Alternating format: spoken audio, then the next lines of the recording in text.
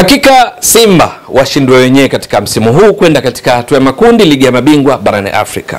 Ndicho ninachoweza kusema kwamba kwa kiwango chao, kwa ubora wao wakiwa klabu namba 5 kwa ubora barani Afrika hivi sasa, wanakwenda kucheza dhidi ya Nsingizini Hotspur ya kule nchini Eswatini. Hiyo ni baada ya wao Simba kupata tiketi leo hii kwa sare waliotoa ya 1-1 nyumbani kwa Mkapa dhidi ya Gaborone United, na hivyo Simba kusonga mbele katika raundi inayofuata ya ligi ya mabingwa barani Afrika kuwania kufuzu hatua ya makundi ya michuano hiyo kwa ushindi wa jumla wa mabao 2-1 dhidi ya Gaborone United.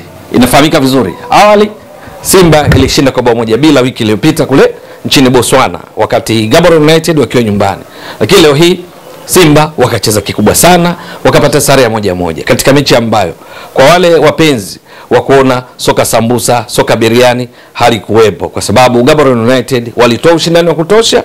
Kuna nyakati walishambulia zaidi mpaka kufikia mapumziko, ni Simba ndio walikuwa nyuma wakijaribu kuzuia zaidi, huku Gaborone United wakimiliki zaidi mpira kwa 58%, Simba wakiwa na umiliki wa 42%. Mpaka mapumziko Gaborone United wakiwa mpiga mashuti 6, matatu ya kulenga shabaha, Simba mpiga mashuti 2 tu, lakini yote alilenga shabaha, ikiwamo mkwaju wa penalty uliowekwa wavuni na Jashahua kuwafanya waongoze bao 1-0. Lakini kipindi cha pili nao walikuja kupata penalty katika dakika 58 na kusawazisha kupitia kwa nahodha wao Disele. Mwisho wa siku mechi kaisha 1-1, mechi ngumu, mechi iliyokuwa na ushindani mkali. Ukiangalia katika mechi zote mbili, ingawa ile ya kule Botswana Simba walishinda 1-0, lakini haikuwa nyepesi hata kidogo. Kilichobeba Simba ni pamoja na kucheza kikubwa, kwa maana kwamba pale ambapo Gaborone United chini ya kocha Dimitar Pantev Bulgaria walionekana kumiliki mpira zaidi, Simba tangu wakiongozwa na Fadu Davids katika mechi ya kwanza kule Botswana, lakini leo hii wakiongozwa na kocha wa muda Hemed Suleiman Morocco waliyemwazima kutoka TFF kwa sababu yeye ni kocha wa timu ya taifa Taifa Stars, Simba bado iliendelea kucheza kikubwa kwa kuheshimu kile ambacho alikuwa akifanya Gaborone United. Pale walipomiliki mpira zaidi, wao walirudi kwa idadi kubwa kuhakikisha wanakuwa salama, lakini pale palipostahili walishambulia, kwa sababu uwezo wa kumiliki mpira Simba wala sio swali, wanao, wako vizuri. Sasa kwa kucheza kwao kule kikubwa, licha ya kwamba Gaborone United kwenye makaratasi walionekana hapo kabla kwamba ni timu isiyoweza kucheza na Simba, haiwezi kufua dafu kwa sababu Simba ni klabu namba 5 kwa ubora barani Afrika, wakati wao Gaborone United hawamo hata katika orodha ya klabu bora barani Afrika, kwa sababu ili uingie katika orodha ya klabu bora maana yake uwe umeingia hatua ya makundi ligi ya mabingwa ama kombe la shirikisho katika misimu 5. Gaborone United hawajawahi kufika hatua ya makundi, lakini kile walichokionyesha dhidi ya Simba walionyesha ukubwa wao kwa kuona kwamba Gaborone United sio vibonde, ni wazuri, na wao wakalazimika kushinda kwa kusafa, kwa kuumia palipobidi, pale ambapo walikuwa wakiutafuta mpira kwa tochi, lakini wakihakikisha wanakuwa salama na hatimaye wakasonga mbele. Ndugu mtazamaji wa Mbwaduke Stats Sport Next Level, tumeshazungumza mara kadhaa, uchezaji huo ndio ambao huchezwa pia na timu nyingi kubwa zinazofanya vizuri kwenye michuano ya CAF. Al Ahly ya Misri, mabingwa rekodi wa ligi ya mabingwa barani Afrika, kwenye hatua za namna hii za mtoano, hatua za awali, wala huwa hawavuji jasho sana, wanacheza kimbinu. Ukiwa ugenini wakipata sare ya mabao ya tosha, wakishinda na kwa vizuri zaidi, ukiwafunga kwa tofauti ndogo, margin 1-0, 2-1, sawa, kwa sababu wanajua wakienda kwao watafanya kile watakacho, ama kukufunga na ukijichanganya na kupiga nyingi, lakini wakihitaji sare kwa sababu kwako walipata sare ya mabao labda 1-1, bila wakipata kwao sawa, alimradi wakutoe halafu waendelee na michuano. Vivyo hivyo Esperance de Tunis, wao hawasifiki kwa mpira mwingi sana, pasi nyingi na attempts nyingi, la hasha, wanachofanya ni kusonga mbele, na ndivyo ilivyo michuano ya CAF. Ili ufanye vizuri, msingi namba 1 ni kufanya vizuri katika mechi husika, na hasa hatua za mtoano. Masuala ya soka biriani, soka sambusa, timu zetu mara nyingi misimu ya nyuma zimekuwa zikikwama kwa sababu zinapiga soka ambalo tunasema hawa wamekoswa kidogo tu, au wakati mwingine unasema Al Ahly wamekuwa unga, lakini mwisho wa siku ndio wanaosonga mbele. Sasa ni wakati hasa wa kuzizoea timu zetu, kwa kuwa zimekuwa na uzoefu wa michuano hii. Muhimu ni kushinda. Ndicho Simba walichofanya leo hii. Hawakucheza mpira mzuri, haukuvutia, pira gimbi, sema utakavyo, lakini wamesonga mbele kwa style ya kucheza kama Esperance, kama Al Ahly, kwamba wasonge mbele. Sasa Simba kwenye hatua inayofuata tayari imeshathibitika wanakwenda kucheza na Nsingizini. Hii ni timu kutoka kule Eswatini, ndio mabingwa wa ligi kuu Eswatini katika msimu uliomalizika 2024-2025. Hawa wamesonga mbele kwa hatua inayofuata kucheza dhidi ya Simba, kwa sababu wamewatoa kwenye michuano hii leo hii Simba Bora ya Zimbabwe. Walipokwenda kule Zimbabwe walifungwa 1-0. Leo hii wakicheza kwao nchini Eswatini wakashinda 1-0. Matokeo ya jumla yakawa 1-1. Kwa kanuni za CAF mikwaju ya penalty ndio inakwenda kuamua, wao wakashinda kwa penalty 4-2.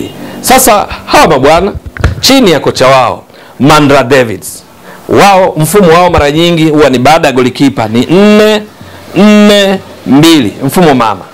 Tunaweza tukaja kujadili zaidi wachezaji wao nyota mmoja baada ya mwingine katika maeneo yote, kwenye ulinzi, kwenye kushambulia, kwenye kiungo, lakini kwa ujumla tu hawa Nsingizini United wamesonga mbele kwa penalty hizi 4-2, lakini ni timu ambayo katika msimu uliopita wa ligi kuu ya Eswatini walimaliza akiwa mabingwa na pointi 60. Pointi hizi walizipata kutokana na kucheza mechi 26. Ligi yao ina timu 14 katika msimu uliomalizika 24-25. Sasa wakamaliza na pointi 60. Maana yake ni pointi 60 kati ya pointi 78 walizopaswa kuzipata kutokana na mechi 26. Kwa lugha nyingine, performance yao ilikuwa ni around 77%. Mabao 44, wakaruhusu mabao 14. Mabao haya 44 hayakuwafanya wawe timu iliongozwa kwa kupachika mabao. Vinara kupachika mabao walikuwa ni timu iliyomaliza katika nafasi ya pili ambao ni Royal Leopards. Wao walimaliza nafasi ya pili wakiwa na pointi 59. Walichuana sana katika kuwania ubingwa mpaka mwisho wa msimu. Mechi ya mwisho Nsingizini walishinda 5-0. Hawa mabwana wamemaliza na pointi 59 wakizidiwa pointi 1 na Nsingizini. Lakini kwenye mabao walifunga mabao 58. Kwa hiyo Royal Leopards walifunga mabao mengi zaidi. Nsingizini mtaji wao ni pamoja na umakini katika kuzuia, kwa sababu mabao haya 14 yaliwafanya ndio timu iliyoruhusu mabao machache kuliko timu zote katika ligi kuu ya Eswatini msimu uliomalizika. Lakini kwa kuifahamu vizuri, ligi kuu ya Eswatini ni ligi nambari 25 kwa ubora barani Afrika hapa tunapozungumza. Ina pointi 1. Kwenye taratibu za CAF, ligi ili iwe katika orodha ya ligi bora ni lazima iwe na timu iliyofuzu kwa hatua ya makundi ligi ya mabingwa ama kombe la shirikisho katika misimu mitano. Eswatini wamekuwa timu zao zikifanya hivyo mara moja. Kwa sababu hiyo wamo katika orodha, wanashika nafasi ya 25 kati ya ligi bora 27. Baada ya wao wenye pointi 1 kuna ligi kuu ya Burkina Faso, lakini pia kuna ligi kuu ya Niger. Sasa Eswatini wana pointi 1. Simba wanatoka katika ligi kuu Tanzania bara, ligi namba 5 kwa ubora barani Afrika, ligi ambayo kwa mujibu wa CAF ina pointi 82.5. Kwa hiyo hapo unaweza kaona ligi wanayotoka Simba ligi kuu Tanzania bara na ligi kuu ya Eswatini ni kama mashariki na magharibi, ni kama giza na mchana, usiku na mchana, kwa sababu Simba wako wanatoka katika ligi bora zaidi kulinganisha na ligi kuu ya Eswatini. Hilo halitoshi kwa klabu zenyewe. Sasa Nsingizini haimo katika orodha ya klabu bora barani Afrika. Orodha ina namba 1 mpaka namba 75. Simba ni klabu namba 5 kwa ubora barani Afrika, inazidiwa tu ubora na Al Ahly ya Misri, Mamelodi Sundowns ya Afrika Kusini, inazidiwa na Esperance de Tunis ya Tunisia, inazidiwa na RS Berkane ya Morocco. Kwa viwango vya CAF yenyewe ni ya 5. Sasa timu ya 5, klabu ya 5 kwa ubora barani Afrika inakwenda kucheza dhidi ya timu ambayo haimo kabisa katika orodha ya viwango vya ubora. Point to note.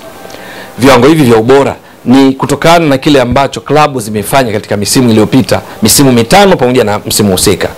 Sasa vinaweza vistoe picha moja kwa moja mechi itakuwa vipi, kwa sababu hata Gaborone United kwenye orodha ya klabu bora barani Afrika kwa vigezo vya CAF haimo, lakini tumeona shughuli nzito aliyoitoa kwa Simba. Simba ikapita kikubwa kama tulivyotoka kuelezea.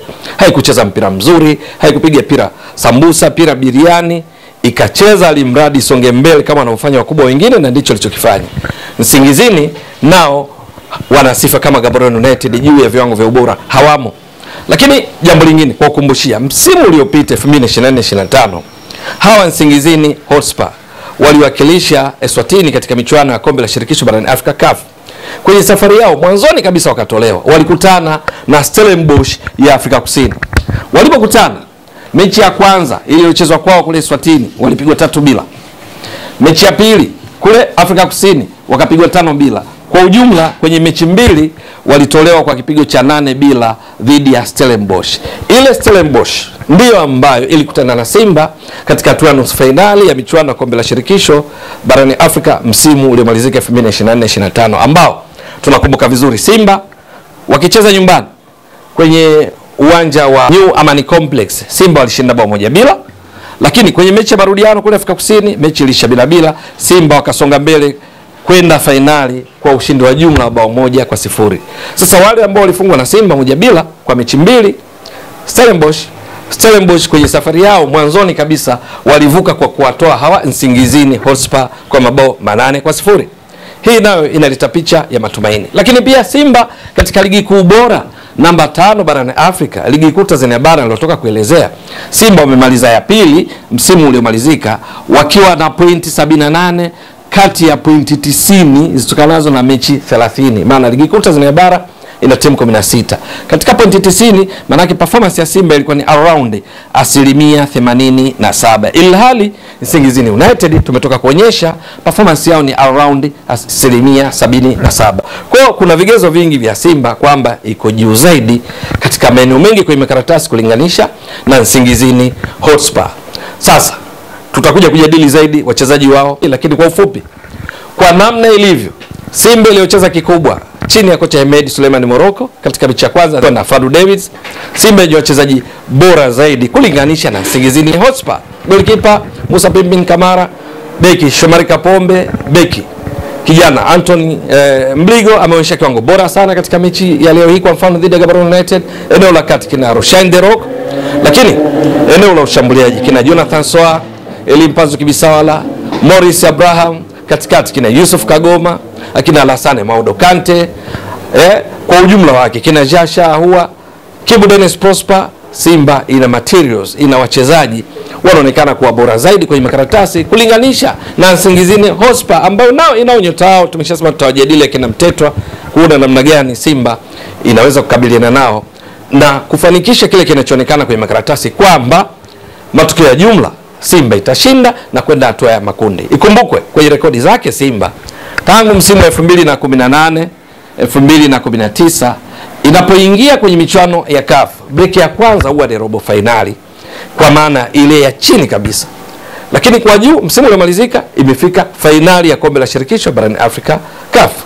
Sasa huu ni msimu ambao matarajio ni kuona inaendeleza pale pale kwamba piga huwa garagaza kwenye michuano ya ligi ya mabingwa barani Afrika, makundi ni uhakika. Lakini pia kwa msimu huu kwa namna walikuwa na uzoefu zaidi, wakianza kucheza kikubwa, Simba wana uwezo sasa wa kutimiza malengo yao ya kuvuka hatua robo finali ambayo waliishia msimu wa 2018-19 ya ligi ya mabingwa, msimu wa 2020-21, msimu wa 2022-23, msimu wa 2023-24 katika ligi ya mabingwa. Safari hizo zote Simba waliishia robo finali. Kwa kukutana na Nsingizini Hotspur, ni dhahiri kwamba Simba kwa maelezo waliotoka kuyatoa ya juu na uzoefu wao wakiwa wameanzishwa mwaka 1936, Nsingizini Hotspur wakiwa wameanzishwa mwaka 1984, ingawa umri wa klabu sio vigezo vya kupata matokeo, lakini uzoefu wa Simba unaipa nafasi kubwa ya kushinda katika matokeo ya jumla dhidi ya Nsingizini Hotspur na kutinga hatua ya makundi na hatimaye kutimiza lengo lao la sio tu kufika robo finali bali kufika nusu finali na ikibidi ubingwa. Je, itakuwa vipi? Ni swala la kusubiri na kuona namna gani Simba wataenda kufanya vizuri katika mechi dhidi ya Nsingizini Hotspur, huku wakiepukana na ugonjwa mkubwa wa klabu kubwa kwenye makaratasi dhidi ya klabu ndogo kwenye makaratasi, kwamba kitu kinaitwa complacence, kujiamini sana, kutakuwa hakupo. Na kwa Simba kwa sababu ni wazoefu, huo mtego ni dhahiri kwamba hawezi kunasa. Simba washindwe wenyewe, wanaingia kwenye raundi inayofuata wakikutana na timu ambayo kwenye makaratasi yaonekana ni nyepesi kulinganisha na walioitoa Gaborone United. Lakini mpira wa miguu lazima uheshimiwe, ni dakika 90 kuona namna gani ambavyo Simba watawapa furaha na Msimbazi, watawapa furaha wa Tanzania katika michuano ya ligi ya mabingwa barani Afrika kwa msimu huu, na hasa kwa kuzingatia wameanza kucheza kikubwa pale wanapokutana na mazingira magumu kutoka kwa timu ambazo kwenye makaratasi zinaonekana ni underdog. Mfano ni hii Gaborone United. Ewe mtazamaji wa Mbwaduke Stats Sport Next Level, endelea kuunga mkono channel hii kwa kuhakikisha una subscribe, una share, una like na kucomment. Mwasilishaji wako ni mimi Ramadhani Mbwaduke almaarufu kama Mzee wa Data. Shukrani jazilan. Bye bye.